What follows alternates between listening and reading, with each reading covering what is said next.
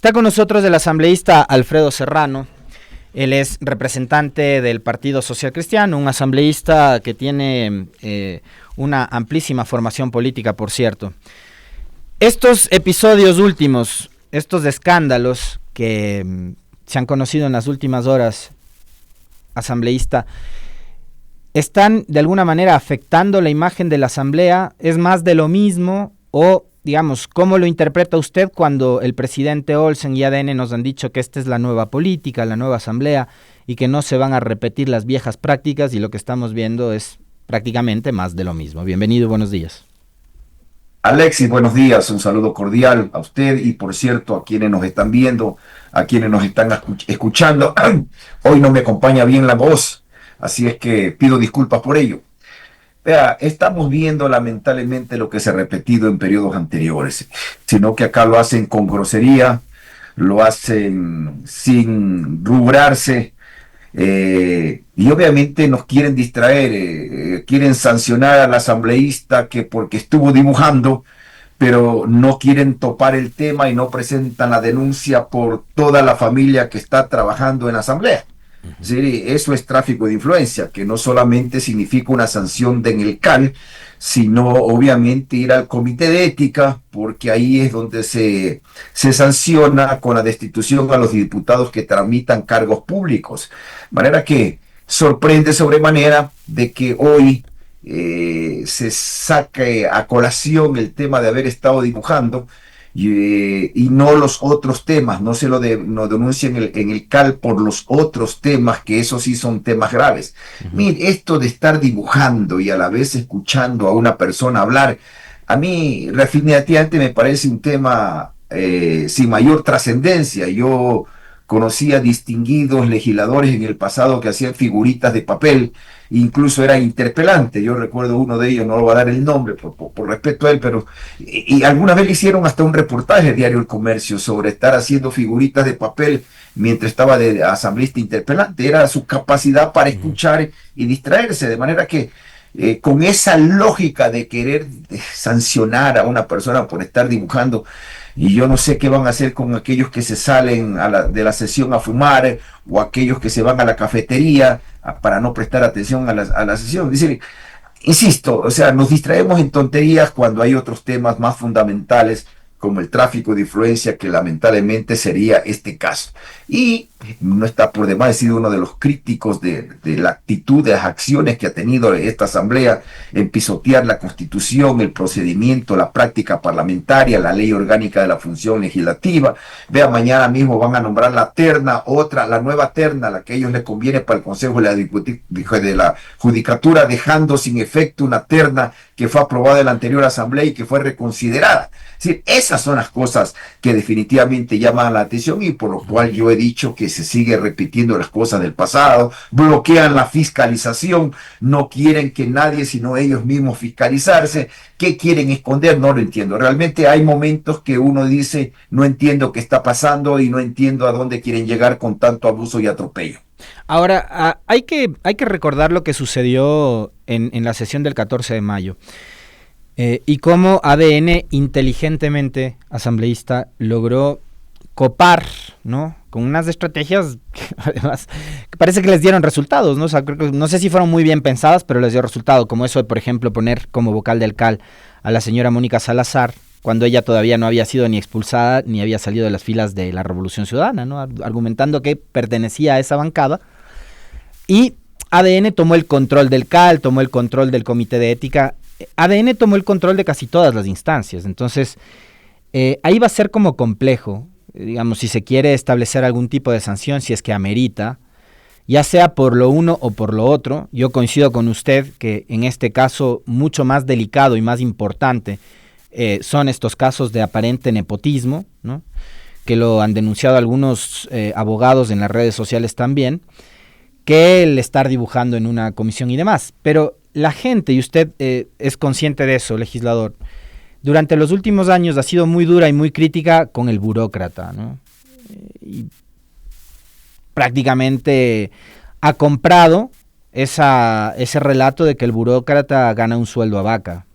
Pero acá estamos hablando de un asambleísta elegido popularmente propuesto por las filas de ADN, aceptando él ser candidato, que gana casi $5,000 y que no está dándole respuestas al país y a sus electores y a sus votantes. Acá hay que asumir también la corresponsabilidad entre las organizaciones políticas, los electores y la persona que acepta postularse para un cargo tan importante como la Asamblea. Sí, señor, son responsables las organizaciones políticas por poner este tipo de personas en las listas. Son responsables, obviamente, también los que aceptan, pero también es responsable el pueblo que los elige. O sea, tampoco vamos aquí a dejar de un lado a quienes votaron para que se elija a una persona con mínima preparación. Y es por eso que esto amerita una profunda reflexión si valió la pena lo que hicieron en su momento de cambiar la Constitución para que la edad mínima para ser asambleísta sea de 18 años, cuando en el pasado eran 25 años, antes de Montecristi eran 25 años. Yo cumplí con ese requisito para ser mi primera vez legislador y durante más de 30 años estuve como el diputado más joven, pero tenía que tener 25 años. Entonces esto también nos debe llamar a una profunda reflexión, insisto, también a los electores, a los electores que finalmente eligen a este tipo de personajes y obviamente comenzando por la organización política, sin duda alguna. Uh-huh. Legislador, ahora, hablando sobre la materia legislativa como tal, lo que ha sucedido con las últimas leyes, y yo venía escuchando hace un momento en otros medios de comunicación algunas declaraciones de abogados, de juristas, que consideraban, digamos, ha sido una estrategia que de momento le pudo haber dado resultado al gobierno, al presidente Noboa y al bloque de ADN, ¿no? Pasar estas leyes con la etiqueta de económico urgente, pero sobre la marcha ir incorporando reformas al Código Penal, al Código de la Niñez, a la Ley de Servicio Público, que nada tienen que ver con lo económico urgente. El tema es saber si esto va a pasar el filtro de la Corte Constitucional y saber si es que el gobierno va a seguir insistiendo con esta estrategia mediante la cual pretende saltarse todo el debate que debería generarse en la Asamblea, temas tan importantes como los que se han aprobado. Mira, es terrible lo que está pasando en la Asamblea. Es decir, todo arrancó, yo coincido con usted, el día que ya constituyeron el CAL. Nadie en la historia parlamentaria, ninguna organización política ha tenido 7 de 7 vocales en el CAL. Es decir, eso ya rompe cualquier lógica. Con el 43% de los escaños en el Congreso, en la Asamblea Nacional, ellos tienen el 100% de vocalías en el CAL. Es decir, eso es impresentable. Y claro, al que le toca calificar el proyecto es al CAL. Y si el CAL ya te lo califica el proyecto y la comisión te lo tramita también el proyecto, ya es difícil poder oponerse en el pleno de la Asamblea, porque tiene dos opciones: votar en contra o tratar de colaborar, contribuir con tus argumentos para tratar de mejorar en algo el proyecto. Sin duda alguna, si la Corte Constitucional se adhiere a la Constitución Política de la República, severamente se adhiere a la Constitución de la República, obviamente todos estos proyectos de ley deberían ser decretados inconstitucionales, comenzando por los temas de forma. La unidad de materia no eran ni económicos, no son ni urgentes, o si son económicos no son urgentes, o si son urgentes no son económicos. Entonces, en la parte de forma sería la primera, y la segunda en la parte obviamente de fondo. Esa ley de inteligencia es realmente un insulto a la inteligencia, valga la redundancia, un insulto a la inteligencia, pero principalmente a la Constitución de la República. De manera de que ya hay 10 demandas, veía el fin de semana un reportaje sobre el tema, que ya hay 10 demandas en la Corte Constitucional y que yo creo que se está creando un pésimo precedente, que la primera función del Estado se vea sometido a una Corte Constitucional, a una Corte, sea cual sea esta, puede ser la constitucional, puede cualquier ser otra instancia, que le tengan que decir cómo hacer las cosas o cómo no se deben hacer las cosas, a sabiendo que esto fue previamente advertido no solamente por los legisladores, sino principalmente por la opinión pública, por los abogados, juristas, etcétera. Hay algunos con inclinaciones políticas, pero no importa. Hay también otros académicos que advierten de lo que se está realmente tramitando en la Asamblea, pero no se hace caso. Definitivamente ellos han confundido lo que significa gobernabilidad. Gobernabilidad para ellos es tener los votos para violentar la ley y la Constitución, en definitiva para hacer lo que me dé la gana. Gobernabilidad para nosotros, que siempre vamos a estar de acuerdo de que tienes que armar una mayoría pero para hacer las cosas bien. Pues. Gobernabilidad o tener mayoría no significa tener la razón, que es la gran confusión que ellos tienen. No importa qué pienses, no importa qué digas, no importa qué contenido constitucional tiene, lo importante es que tengo los votos. Y esto no dura poco tiempo, esto no dura toda la vida, esto no es para siempre. Cuando se invierte en las mayorías, obviamente te vas a dar cuenta de los precedentes jurídicos nefastos que has creado y luego van a querer hacer la otra mayoría exactamente lo que tú hiciste y ahí realmente el gran perdedor es el país. Ahora, sobre la base de todo lo que usted ha comentado, legislador, el presidente Olsen aparece en una rueda de prensa la semana anterior y dice, muy democráticos como somos, nos hemos sentado a conversar con todas las bancadas, con RC, con el PSC también y con Pachacutic, y tenemos una hoja de ruta y una agenda legislativa con al menos 50 leyes, habló de temas, mas no profundizó en cada uno de esos, ¿no? Empleo, seguridad, productividad, etcétera. Pero le pregunto a usted, ¿sabe, tiene conocimiento de cuál es el contenido de esa agenda legislativa o fue solo venta de humo aquella declaración de Niels Olsen? Bueno, a nosotros nos invitaron a esa reunión, yo asistí, realmente conformados por lo que usted dice. Cierto es que la ley dice solo bancadas, o sea, realmente si van desde el punto de vista legal debieron haber estado solamente RC y ADN, claro. Pero fuimos también invitados quienes no somos bancadas y previamente por escrito cada uno tenía que enviar el contenido de los proyectos de ley que teníamos interés en que sean incluidos de la agenda. Nosotros cumplimos con ese precepto. Vimos el anuncio luego porque yo no pude asistir a la reunión, a la segunda reunión, y lamentablemente hasta ahora no conozco cuáles son los proyectos nuestros que se han incorporado. Me han dicho verbalmente que se incorporaron todos nuestros proyectos, pero realmente yo no creo que hayan incorporado todos nuestros proyectos, y sí me gustaría saber cuáles son los proyectos incorporados del listado que nosotros presentamos, unos que ya están en trámite de periodos anteriores de nuestras bancadas y otros pocos nuevos que hemos incorporado, pero si están sobre los 25 proyectos de ley que hemos presentado, que hemos adjuntado nosotros a la presidencia para que sean incorporados en la agenda parlamentaria, pero definitivamente no conocemos cuáles sí y cuáles no fueron incorporados. Una de las reformas aprobadas en los últimos días con las cuales usted fue más crítico todavía tiene que ver con las reformas al Código de la Democracia, que, digamos, plantearon una coincidencia, ¿no?, evidente entre ADN y la bancada de la Revolución Ciudadana, obviamente pensando en que van a tener siempre ese voto duro. Para ellos, digamos, significa más curules, regresar al método de repartición de escaños que estaba vigente anteriormente al que rige en la actualidad. Eso más, por ejemplo, eliminar la obligatoriedad de que exista paridad de género en un binomio presidencial, entre otras cosas, fueron aprobadas. ¿Esta pudo haber sido una oportunidad perdida, le pregunto yo, legislador, para hacer reformas que sí necesita nuestro sistema democrático? Obvio, pero es que yo le quiero recordar a usted que este tema fue debatido en segundo debate 40 minutos. 40 minutos. Y ya luego volvió a la comisión simplemente para que hagan los ajustes y venga para votación.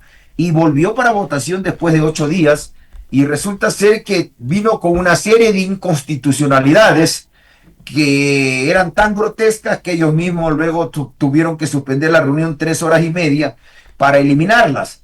Pero también hicieron otra, como aquella de eliminar el numeral 9 del artículo 99, que permite, que obliga a los binomios, a los candidatos a binomio, a los partidos políticos, que en los candidatos a binomio presidencial sean incluido una mujer y que puede ser hombre-mujer, mujer-hombre, pero ya no pueden ser ni 2 hombres ni 2 mujeres, y eliminaron definitivamente esta disposición, lo cual significa una clara regresión de derecho, un atentado contra la lucha que han tenido las mujeres tantos años hasta lograr conseguir ese objetivo, y que se estrenó ahora en las elecciones intermedia, esta de la muerte cruzada, pero realmente debió haberse, según la propia ley, tenía que haberse inaugurado ahora en las elecciones pasadas, de 2025, pero en todo caso ya son 2 elecciones que han funcionado. Es decir, la actual vicepresidenta fue candidata a vicepresidente y luego vicepresidente gracias a ese artículo. que su bancada la acaba de eliminar y que espero yo que el presidente de la República, a través del veto, obviamente enmiende esta barbaridad que cometieron, todo con el ánimo al apuro de aprobar el tema del método de Hunt, que era lo que tenía interés la Revolución Ciudadana. Entonces se distrajeron, nosotros votamos en contra, que por las tranqueras le metieron el tema de las mujeres. Le escuchaba el otro día a la pobre presidenta de la Comisión de Justicia, que decía que la gran conquista es haber incorporado el 25% de los jóvenes. Al parecer la señora o señorita no tiene conocimiento que esto se incorporó en las reformas del 2020 y que entraron en vigencia en el 2021, y que los partidos políticos ya cumplimos con esa norma en las elecciones del 2021, del 2023, de las seccionales 2023, de las anticipadas o de la muerte cruzada del 23 y las del 25. Es decir, ya en 4 elecciones está vigente que el 25% de las listas tienen que estar incorporadas por jóvenes entre 18 hasta 30 años de edad. Bueno, 11 meses y 30 días, una cosa así de edad, es decir, hasta los 29 años en definitiva. Y ahora se dan por enterada. Es decir, esto les demuestra lamentablemente que ni siquiera leen lo que luego les toca a ellos como presidentes comisión emitir informes.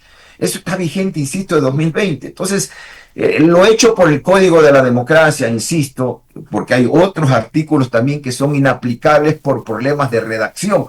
Este es otro de los problemas. En mis intervenciones, las pocas que puedo tener, porque no te dan la palabra, algo que yo he condenado severamente hasta en los congresos de los cinicerazos, donde yo estuve ahí, por cierto, cuando estaba muy joven. Hasta en eso te daban la palabra, pues ahora no te dan la palabra y por lo tanto no hay debate parlamentario. Lo que existe son intervenciones para alabar al gobierno y para alabar lo que hace el presidente, pero no existe debate, que es la contraposición de ideas y criterios. Sin duda alguna, si hubiera debate no se cometerían este tipo de errores tan garrafales que lamentablemente se están cometiendo. Ahora, una de las cosas que ha hecho esta asamblea, en conjunto con el presidente, es utilizar esta herramienta de la etiqueta de la ley económica urgente, ¿no? Cuando hay temas sobre los cuales los debates deberían agotarse, y no únicamente debates entre los legisladores, sino también con actores de la sociedad, ¿no? Entonces, en las comisiones, los procesos de socialización tardaban y duraban semanas, invitando a asociaciones, a gremios, empresa privada, trabajadores, etcétera. Y después, claro, también está la figura de las comisiones generales en el pleno de la Asamblea. Pero, ¿qué está pasando entonces que la Asamblea está trabajando de espaldas al pueblo ecuatoriano, legislador?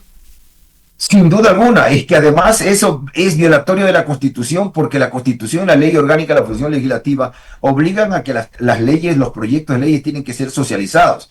Y resulta ser que esto no está sucediendo. O sea, no se quiere escuchar, obviamente, a la sociedad, peormente a los legisladores. El primer proyecto que yo vi que tuvo algo de debate, debo reconocerlo, fue el último, el de la Ley de Áreas Protegidas.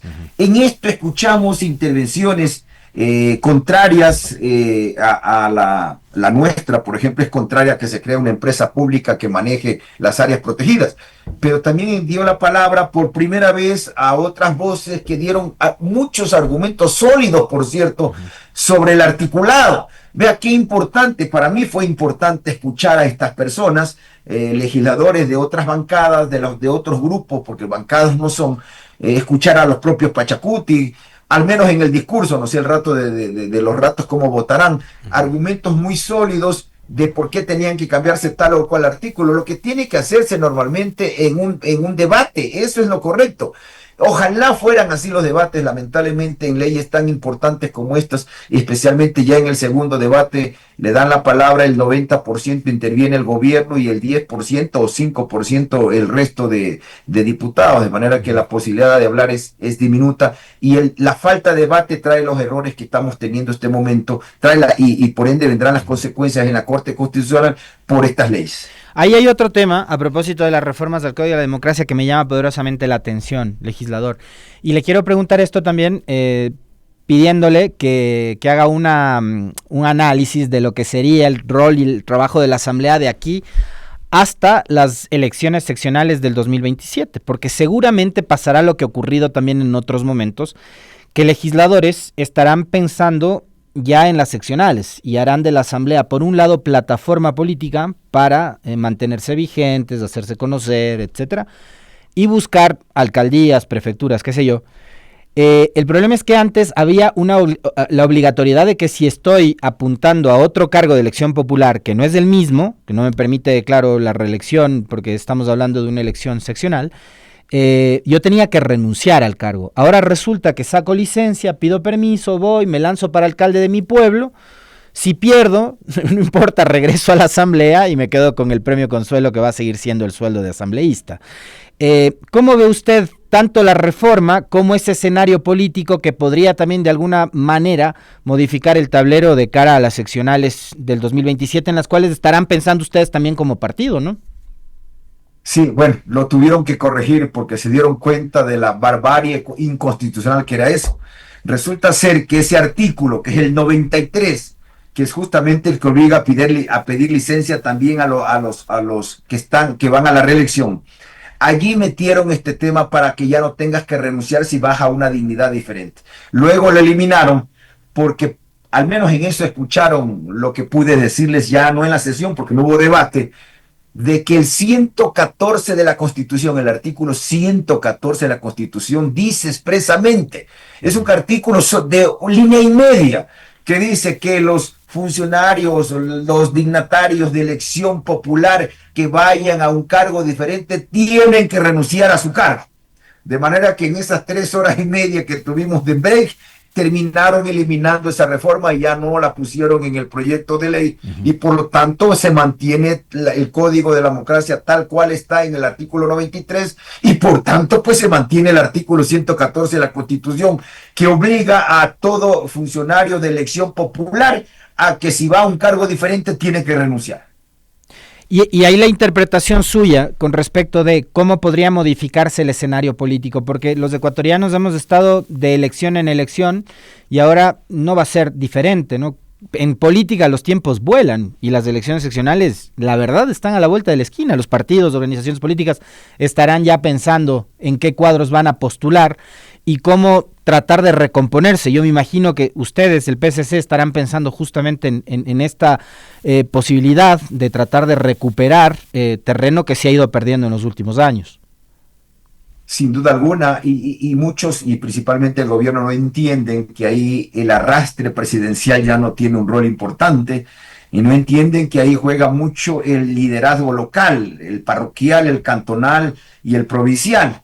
E incluso los partidos políticos, su presencia es menos influyente que la del líder. De manera que las elecciones seccionales y no son definitivamente una prolongación de la presidencial. Lo que sí sirven lo que sí sirven es para castigar al gobernante de turno. Eso es tradicional y es obvio y lógico también, pues, ¿no es cierto? De manera que allí vamos a ver ya los resultados que ya no van a ser lo mismo de lo que sucedió ahora en las elecciones presidenciales y tal vez comiencen a arrepentirse de haber cambiado el método de Hunt, al método de Hunt. Legislador, el rol de la fiscalización. Tienen una asamblea que, como usted manifestaba hace un momento, ADN inteligentemente y abusivamente ha tomado control de las principales instancias, CAL, Comité de Ética, presidencia de la Comisión de Fiscalización. Ahora el presidente de la Comisión de Fiscalización apunta a tratar de, por encima de lo que dice la ley, fiscalizar a los gobiernos locales, ¿no? Apunta a fiscalizar al municipio de Guayaquil. ¿Qué pasa con la fiscalización? Con casos como, por ejemplo, el de Progen, con casos como los de las compras de armamento, con todo lo que tiene que ver con la contratación pública, con la falta de medicamentos en los hospitales públicos, con el mal estado en el que están las escuelas y colegios en todo el país. ¿Qué pasa con la fiscalización con una asamblea que está controlada y tomada por ADN? Usted comenzó diciendo que tenían las principales instancias. No tienen las principales, tienen todas las instancias en la asamblea, algo nunca visto, insisto. Con el 43% de los votos se llevaron todas las instancias de la asamblea. 13 de 15 comisiones, presiden 13 de 15 comisiones. De manera que Ellos tienen todo el control y hasta ahora lo único que han hecho es evitar que haya fiscalización. Se criticó tanto en el pasado y se le puso un apodo incluso a la Comisión de Fiscalización de la Asamblea en el tiempo del correísmo, La que comisión le de llamaban archivo. la Comisión de Archivo, ¿sí? Que le presidía la famosa asambleísta de Imbabura socialista, la señora Salgado, porque todo se archivaba allí. Y ahora están haciendo exactamente lo mismo. Es decir, la capacidad de fiscalización, porque le cambiamos a esa comisión de fiscalización en el periodo pasado, en la reforma del 2020, ya se convirtió solamente en una instancia de carácter de sustentación nada más, y ahora el Pleno es el que decide todo, ya no tiene la comisión la facultad de archivar nada, todo tiene que resolver el Pleno de la Asamblea, como tenía que ser. Entonces, pero ahora en cambio no quieren que las otras comisiones también fiscalicen, por ahí veo que cualquier proceso de fiscalización que se inicie en otra comisión, pues la pasan a una de su conveniencia. Y eso el daño les hace a ellos mismos. El daño les hace a ellos mismos como gobierno porque no quieren fiscalizar, que se realice fiscalización. Errores también que se cometió cuando el correísmo tenía los 104 legisladores en el periodo 2013-2017. Es decir, exactamente los mismos errores se siguen cometiendo. A veces se olvidan de que hay que recordar el pasado para no cometer los mismos errores, pero ellos hacen exactamente lo mismo. Por ahora fiscalización en la Asamblea no hay. Shock, bastante. Fiscalizar a un gobierno seccional, todos sabemos que la Constitución lo prohíbe, eso le corresponde al gobierno autónomo, que es autónomo, descentralizado a través de su cuerpo edilicio, que es el que lo debe fiscalizar. De manera que el resto solamente termina en show político exacta, solamente. Le quiero agradecer al legislador social cristiano Alfredo Serrano por haber aceptado la invitación a este diálogo, como siempre. Un fuerte abrazo, asambleísta. Gracias, Alexis. Siempre es positivo conversar con usted. Que tenga un bendecido día. Lo propio para usted, legislador. Alfredo